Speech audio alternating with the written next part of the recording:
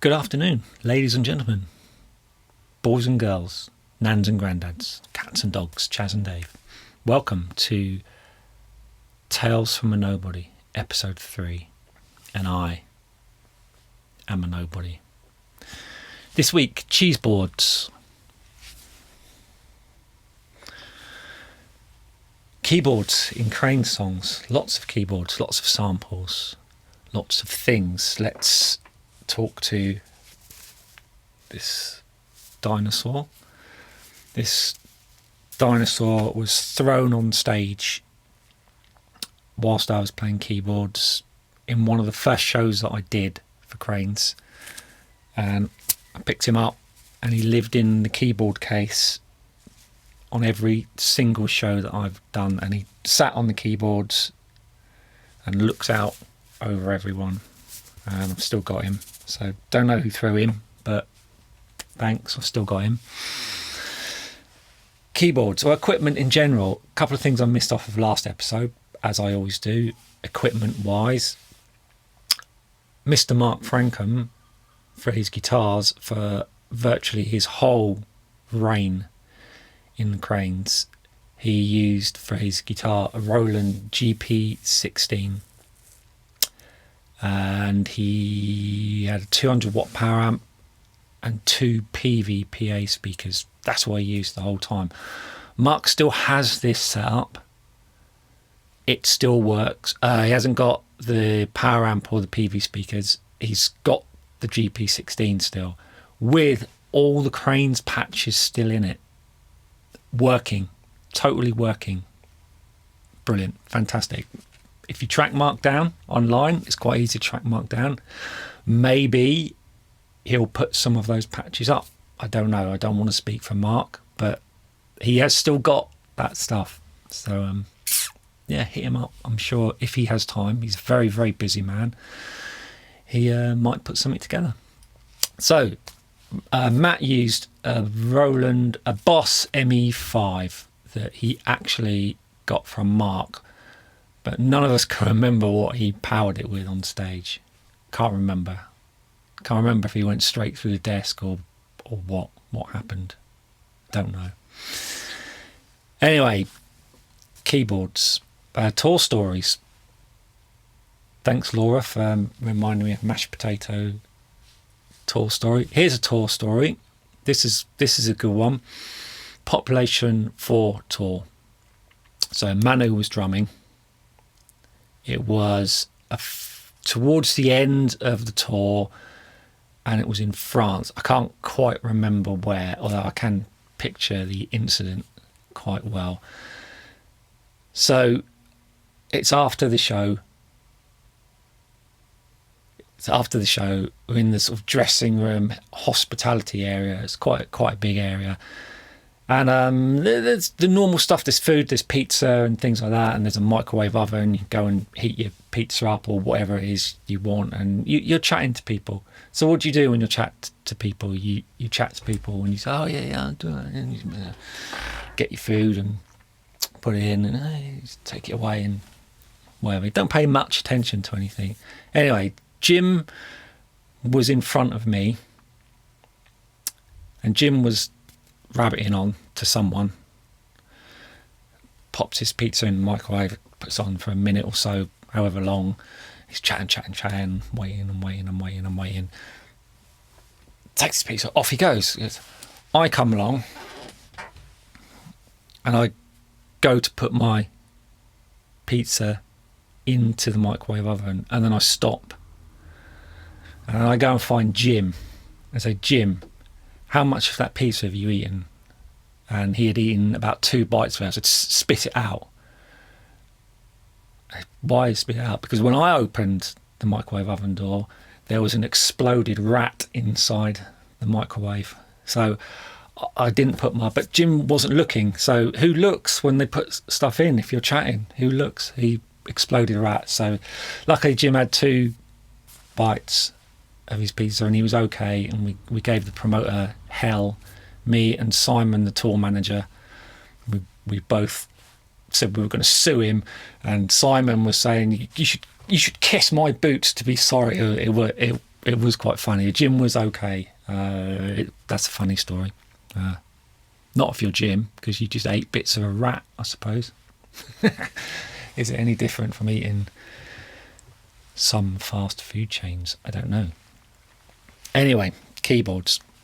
Main keyboards in use in cranes, the Roland W30 workstation. It was the first workstation that you could sample into. It had a built-in sequencer, all this stuff. It was pretty primitive compared with today's standards. So you had 14 seconds total sample time in mono. 14 seconds. So you get little tiny guitar pedals now that you loop that will have 3 minutes of sample time in. It was 30 kilohertz, I think, sample rate, and it was 12-bit. The samples were 12-bit, and they replayed at 16-bit. So it's really, really old school. It was such a fantastic workstation.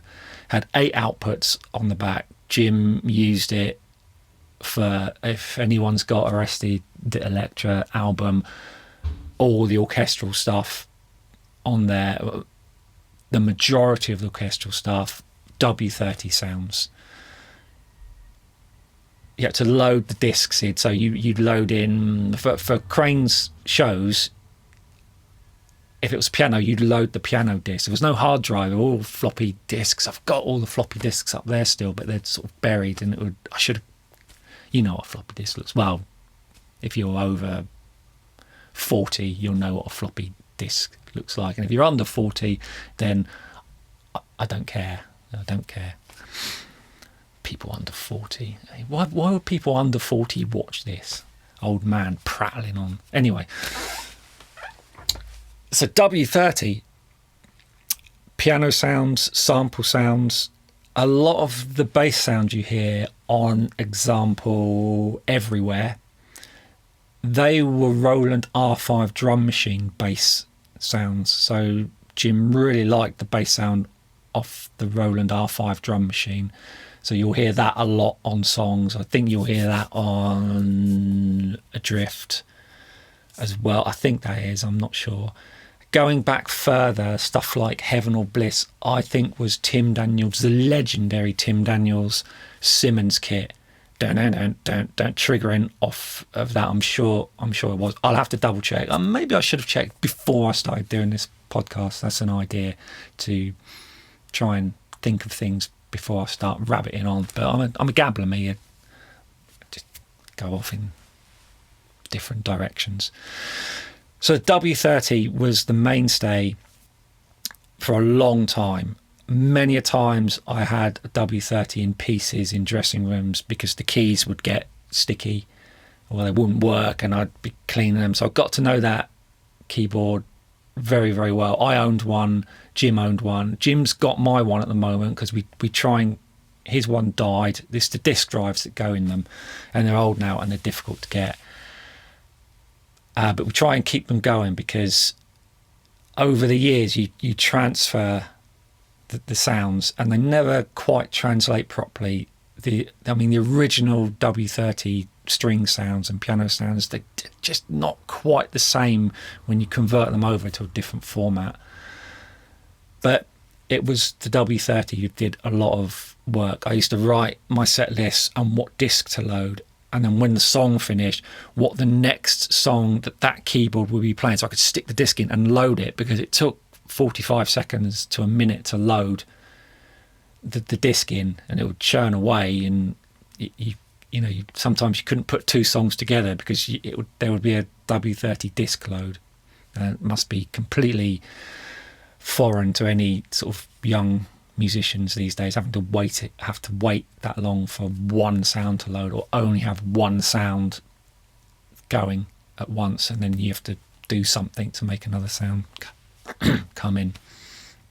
Yeah, tricky. After the W30s used to get a load of stick on the road. They used to get damaged by airlines mostly. They were always fully flight cased. They were always looked after, but they would just get damaged. So at one point, my one that I took, it got so trashed that we got compensation from the airline. It took a little while because they like to dig their feet in and not pay out. But it was quite a good one because we were all sitting on the plane, and I was looking out of the window and I could see them unloading the luggage.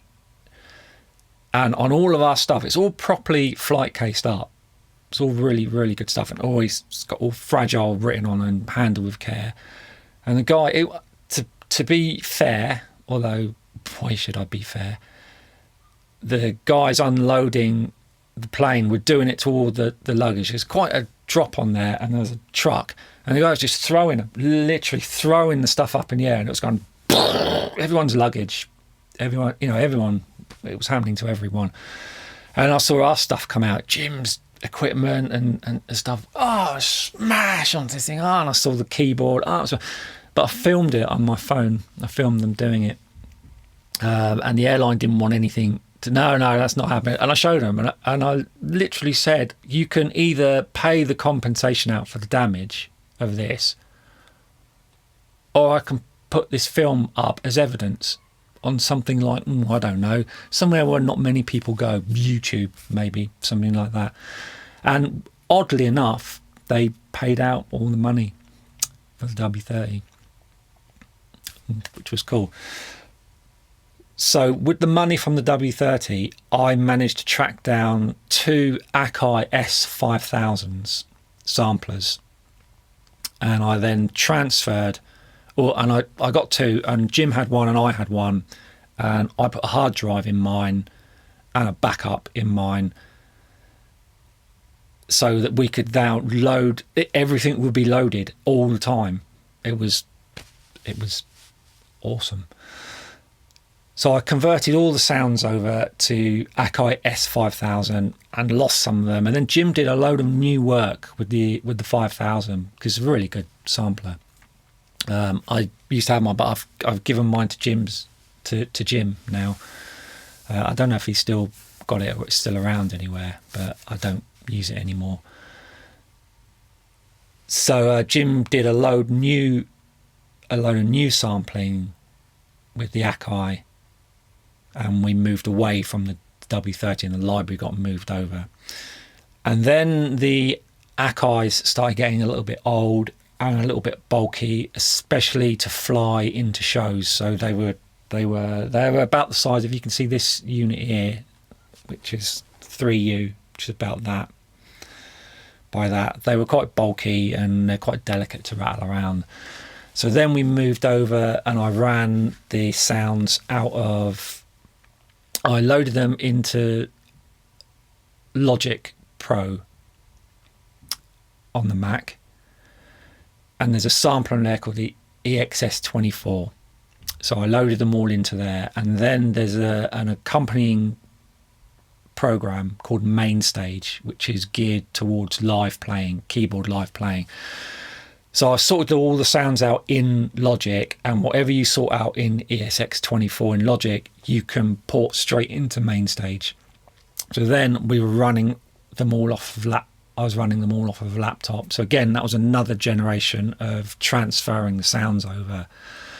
But it worked really well. And another good story is the first show that I used the keyboard sounds all running off of my laptop, and it was a really old laptop, but there's not a lot running on it. We were doing a show with Cure, and Cure's keyboard player, I saw he had a Mac Mini, and I said, what are you doing? And he said, it's first show, I've moved completely over to Mainstage. And he had a massive setup and a duplicate setup backstage where everything was backed up, and he was running all of his keyboard stuff. And I said, well, we've just done that a lot smaller scale to yours, but I've done exactly the same thing.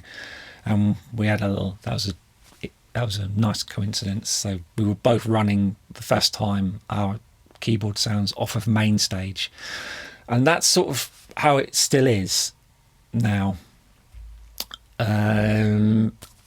And that's keyboards for Cranes. Mainstay of Cranes, of course, is a good piano sound, or just a decent piano sound.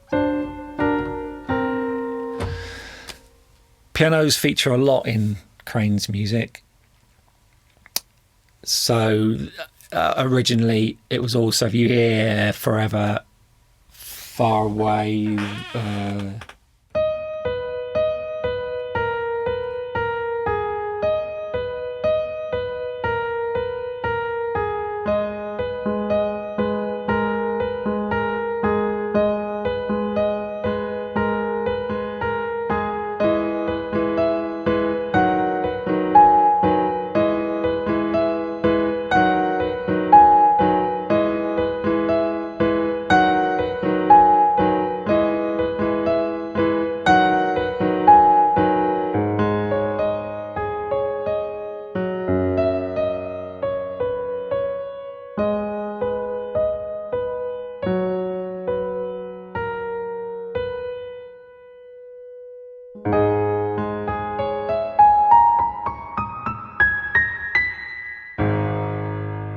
nice piano sound. Neither Mark or I ever played that part live. We played the string part, but I did learn that part once, even though I didn't. I learned it once because we played it in a radio station and I needed to play this part, and it was really nerve-wracking playing that part. That part is on backing tape live, and either Mark or myself would play the string line, which would be this. So this is I'm flicking the sounds over on my computer here, which is how we would do it live, and it is labelled W30 strings. So this is from the W30, but the loop points aren't quite right. You can never get them quite right. The string sound is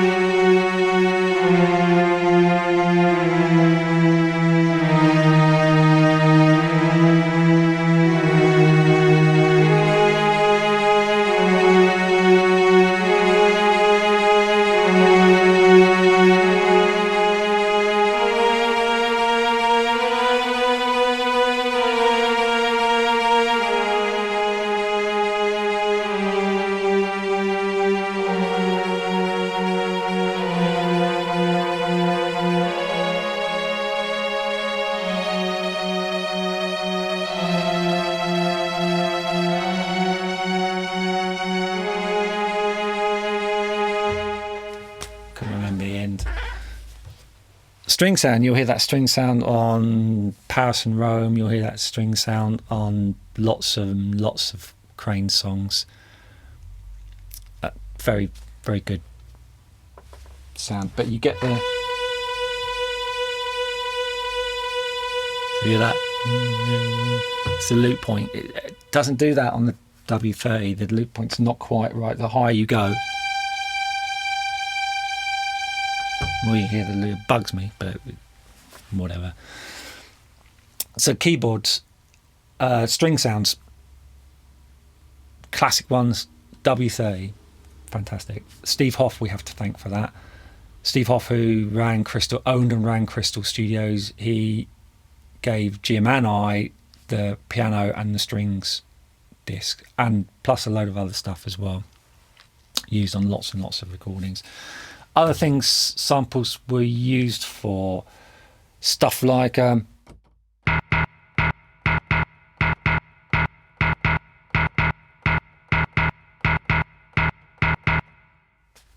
331. When we played that in 2012, that these keyboards were linked up to the drum pads.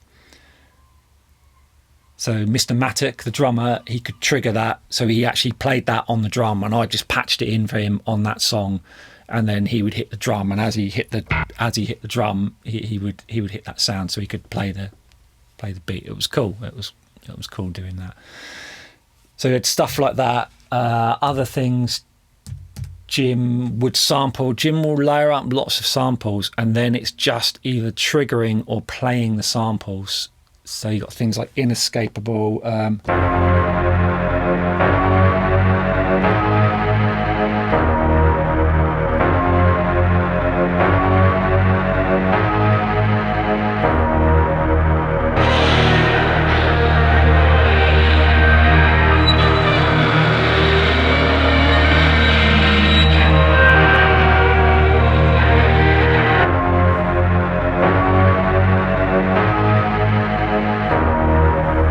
So Jim's mad samples.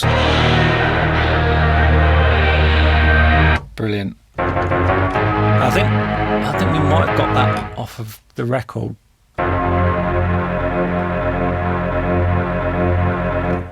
And we had to re-sample it, I think, when we played it in 2012. I think we got it off the record and we re-sampled it and laid it out on the keyboard. Great. Other samples, moving on, stuff like Lily's samples.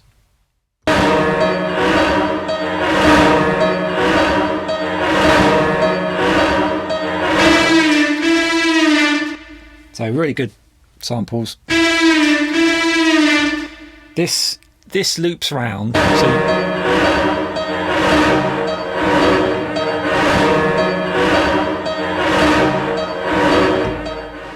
so it'll loop round and round and round, but there's no backing track to this, so there's no click track for it. So the drummer might move a bit, so it's across two keys.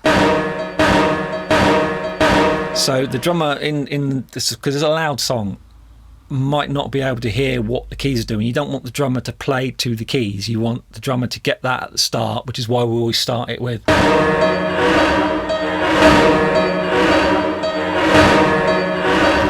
For the drummer to get his tempo, and then we're off. But then the drummer might not be able to hear that, so I put it across two keys so that I could re-trigger it.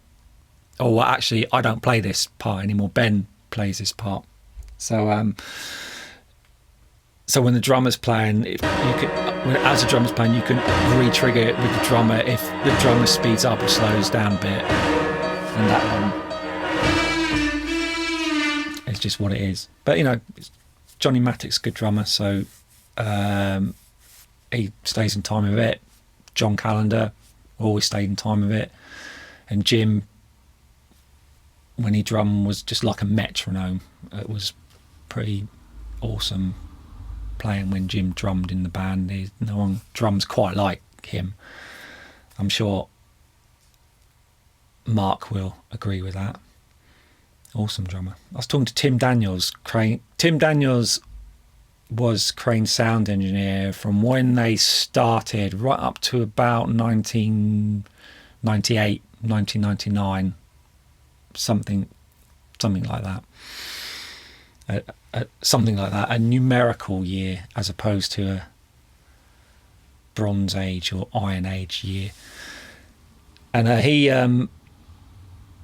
did the live sound. And he was really cool. He used to do a lot of pre-production with Jim on how the shows should sound, and delay times and certain reverbs and stuff. And they spent a long time doing it. And we were talking just the other day about Jim drumming, and it was quite something. I don't know, people who would see Cranes in the old days, or if you ever remember Jim drumming 6th of May, and he would roll his arm as the drum rolls, right? His arms would go. You can find videos of it online where his arms as he rolls with one stick and he hits, and then he's rolling with the other stick and he hits, and he has this motion going. His arms, he smashed the shit out of those drums, and it was pretty awesome. It was cool. So I can't remember how I got onto that now. I'll have to watch the video back to pick up the thread of what I was doing. So, oh yeah, no, I know. Yeah, keeping in time. Getting old. And then we move on to other. So some songs we're playing lines, and other songs we're triggering samples as keyboard players in Cranes. Mark, myself, Ben on one song, Lilies, triggering samples. And some songs are in between. So if we take a song like Future Songs, you've got... Now this will split one side to the other, and the reason is there's two separate sounds playing here, and when Stu Brown does the sound for this, he'll have it noted that it's not stereo. So the two channels coming in, they need to then go in the center, and he can balance them separately. So you'll get the sample on one side and the melody on the other. But so this is a cross between Jim's sample and the melody line.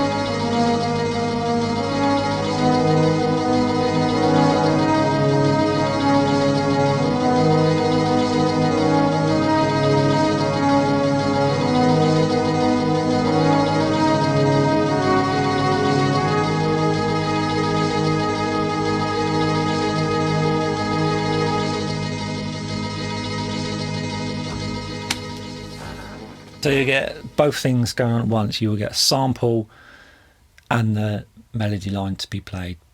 That's always cool. I used to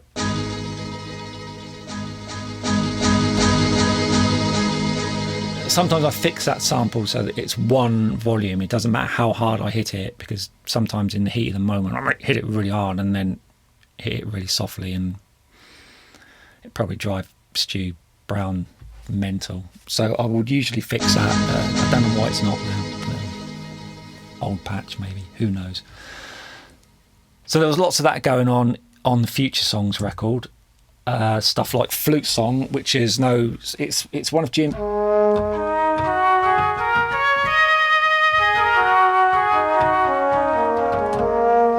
That's the Flute Song sound, but there's very dark chords in Flute Song, very dark, almost. There.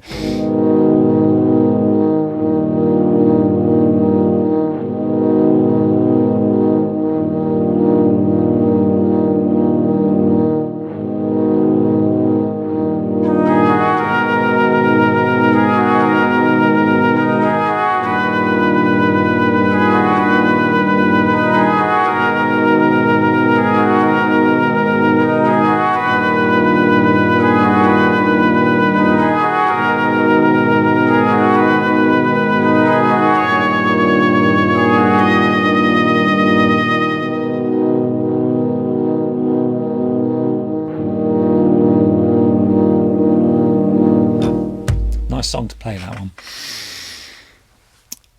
So, Flute Song. So you had lots of stuff going on Future Songs, and mixed samples with melodic playing, where you're just triggering a sample and playing the melody part at the same time, which is fun. Then we move on to stuff like Here Comes the Snow off of Particles and Waves. That was all triggering samples, but they are the most bizarre samples. So you use stuff, and you have to remember where all this stuff is. So that's not there.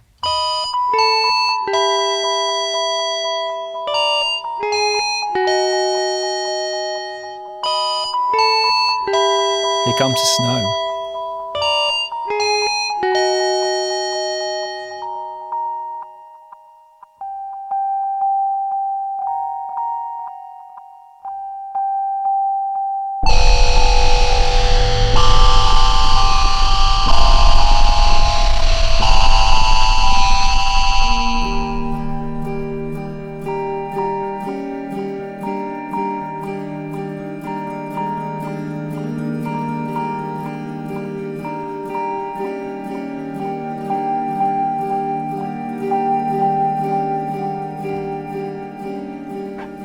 That'll loop round. So that was a hectic song to play, but it was fun, and you had to get the timing right, especially on the, because it comes in on a really, if you listen to the record, it comes in on a really weird offbeat, and you have to get it right, otherwise, but you know, that was my job. So there was lots of that on Particles and Waves. Things like Avenue A were odd songs, if I can remember.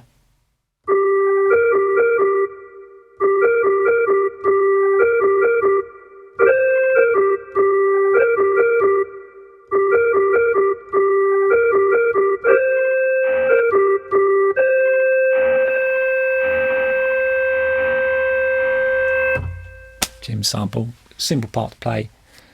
That wasn't quite how it is on the records, I can't remember it. But on as you get to Particles and Waves, there are a lot of things like that, samples, churned up samples, and just straight samples that just needed to be triggered at the right time. And then as you move into Cranes, Jim got a keyboard called a Roland Phantom FE, I think it was FA, can't remember, it's either FE or FA, and he used a lot of the Rhodes sounds off of that keyboard. So when we would go out live, we would have the Roland Phantom there, and it would be linked in to my laptop, so all the older songs and the sample based songs will be played from main stage from the sampler, and the actual Rhodes sounds will be the ones that Jim used from the Roland keyboard.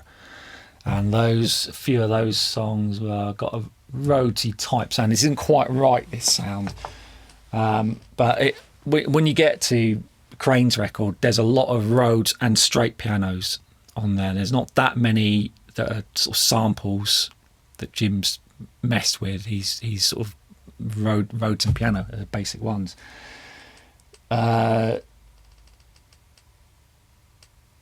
So you get stuff like Feathers that'll go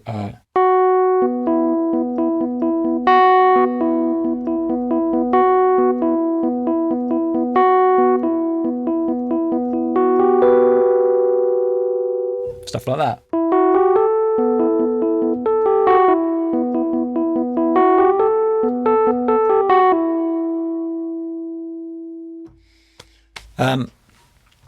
Rhodes.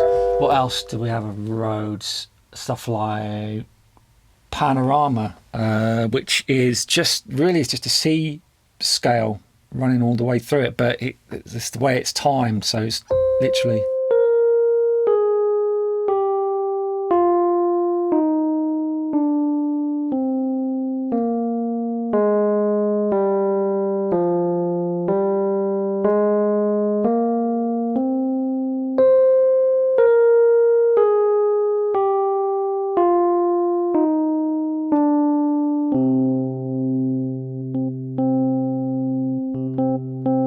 Until you get to the end.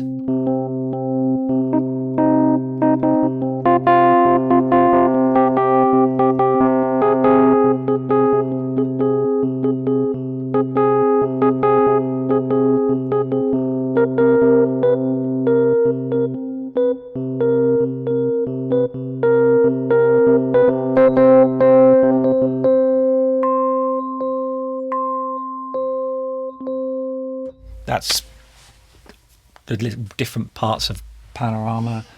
I got a little list up here because I forget. I when I've done the last 2 episodes, I forgot that, and I forgot that, and I forgot that. So I just made a little list of some stuff: panorama, feathers, wires. Yeah, wires. See, that's a good job I wrote it down. Just piano, wires.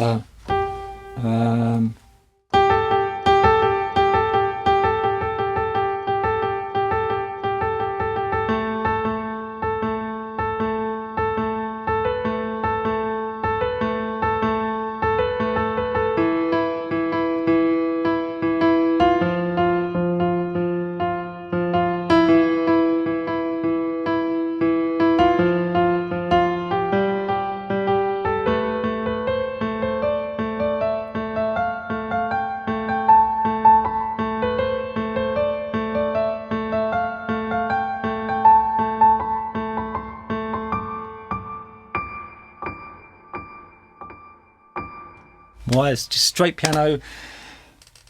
Another one that was really tricky to play. It's all what was it called? Can't remember. What have I written up? Oh, world piano, fucked up piano. That's what I've written. Because it if you listen to the record, it sounds simple, but it's not. And it took me ages to get the timing in.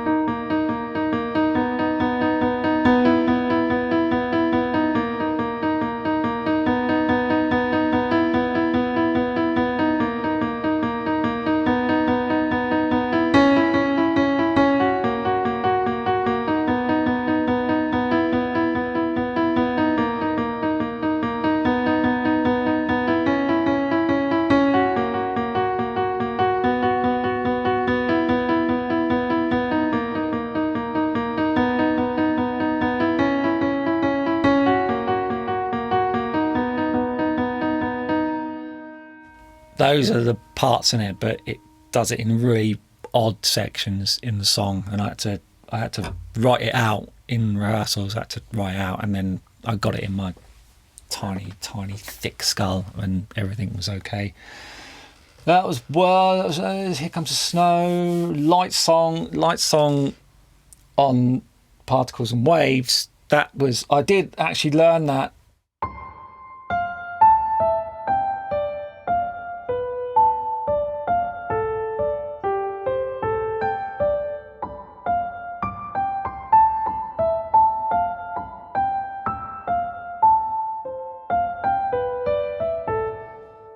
It's a really weird scale gun, and if you know the song, that's an odd part. But I did learn that note for note for the record, and it was all over the place. It's fun. It's fun. I like stuff like that. So that's basically it. Keyboards for Cranes. Jim still has his Roland Phantom. It's given him a load of stick because they don't build them like they used to, do they? Yeah, so he's trying to repair it at the moment. Keys sticky, not working properly. Crane's keyboards, sounds, stuff. I've probably missed a load of stuff as usual. Questions, comments, anything, write them down in the comments. There is no process of me approving a comment. Whatever comment you write will get posted up, and I will leave it there. So there is no censoring going on. Ask whatever you like. Episode 3, just Tales of a Nobody, and I am a nobody.